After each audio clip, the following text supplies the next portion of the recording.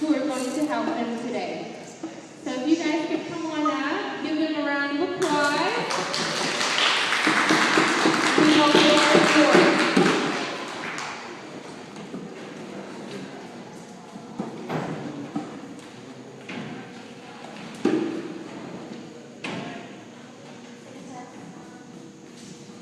Testing. Testing.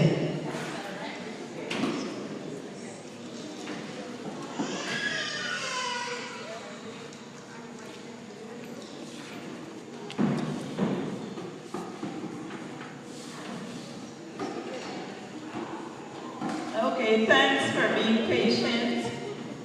I'm glad that you are here. We are Belizeans, and we have some friends also from Trinidad. And I just I'm going to try to condense this page because I know, So Belize, a lot of people don't know where Belize is, but actually it's very close to the United States. So after the United States is Mexico, and then below Mexico is Belize, actually. And one of the unique things about Belize is that it is on the Central American mainland, but it is also a part of the Caribbean. So Belize is in Central America, just below Mexico, and it's north and east of Guatemala, and it is bordered by the Caribbean Sea. Belize got its independence in 1981 from Great Britain. It used to be a place where Great Britain got its logwood and later mahogany. And it is said that in the main dining room in Buckingham Palace, the dining room table is actually made from mahogany that came from Belize. Belize is big on culture, and so we encourage the ethnic groups. There we have like 5 major ethnic groups, and encourage them to live their culture. So if you would go to the southern part of Belize, you will see thatch huts by the Maya, not because they're poor, but because they're living their culture. Belize is also a very popular tourist destination. So on any given day, you may see 3, 4 tourist ships out there in the Caribbean Sea.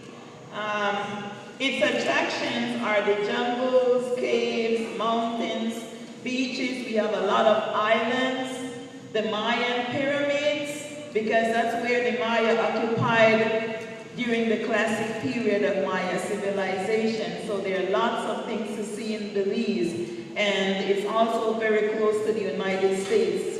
It's English speaking.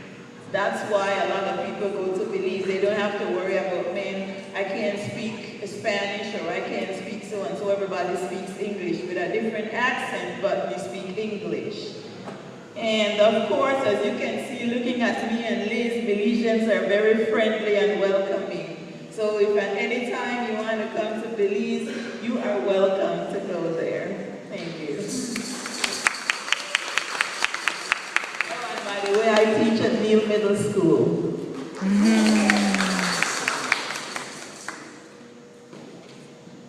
I'm going to read a folk tale. Folk tales are traditional stories common to certain regions. And La Llorona, I'm going to read about La Llorona.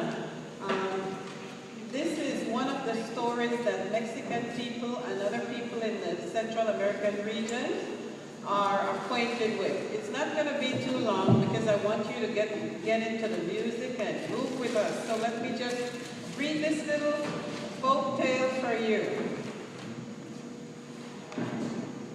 Woe on him whom she seduces with her beauty, and who, having compassion on her, weeping draws near to console her. The story is told of a wealthy landowner who went on business trips which kept him away from his wife for long periods restless, and during one of his absences had an illicit affair. As a result, she bore a child. Knowing that she would not be able to convince her husband that the baby was his, she went to the river and drowned the child.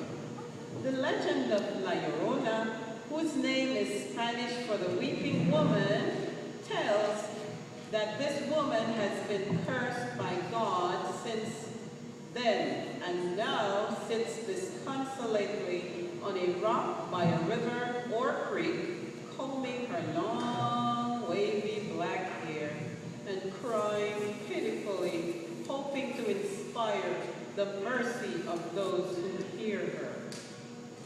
Stories of La Llorona are popular in Belize, especially in the district of Orange Walk, and also in the neighboring countries of Mexico and Guatemala. Although La Llorona and Ixtabay have traditionally become merged into one legend, and as enchantresses are said to be variations of the same lore, each possesses distinct characteristics and behavior. Though seen most often near the water, La Llorona can also be found inland, at the roadside, or under an almond or a breadfruit tree. On dark, lonely nights, her haunting cries and her appearance of helplessness give her an alluring charm which draws men to her. She also attracts a man's attention by allowing fire or a glowing light to come from her fingers. And as the man gets nearer, La Llorona appears to float in the air, moving further and further away as the man follows her. Men who encounter her at midnight near rivers or at crossroads may witness her turning into a two-tailed serpent. She then sticks her tails into the victim's nostrils and squeezes. Travelers or drunks who have lost their way have become her unfortunate victims, and their greatest fear is to be wrapped in her thick, long hair and taken over the water to a region from where no one can return. Late one evening, Don Jose and his assistant were coming home from a distant village on horseback. They rode along the riverside at a steady pace until Don Jose, who was at the front, came to a sudden stop. His gaze had fallen on a remarkably beautiful woman who sat at the river's edge, wailing miserably. He was irresistibly drawn to her and dismounted. Instructing his assistant to wait for him, he walked eagerly toward the woman, and as soon as she saw him, she beckoned to him to follow her. She led the way for a while, and Don Jose followed her eagerly. The curious assistant had been following them discreetly and suddenly heard his employer scream, "Cuidado!" The seductress was heading toward a dangerous curve in the river, where the current raged. The assistant watched as his employer approached the woman to try to save her. As he embraced her, she enveloped him in her long hair, and they both disappeared into the water. The assistant returned home in a state of shock, and many days later told how his employer had been carried away by the weeping woman. And there ends the story of La Llorona. Thank you for listening.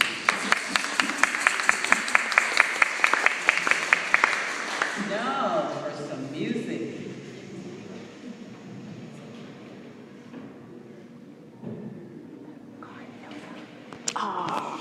Okay, thank you.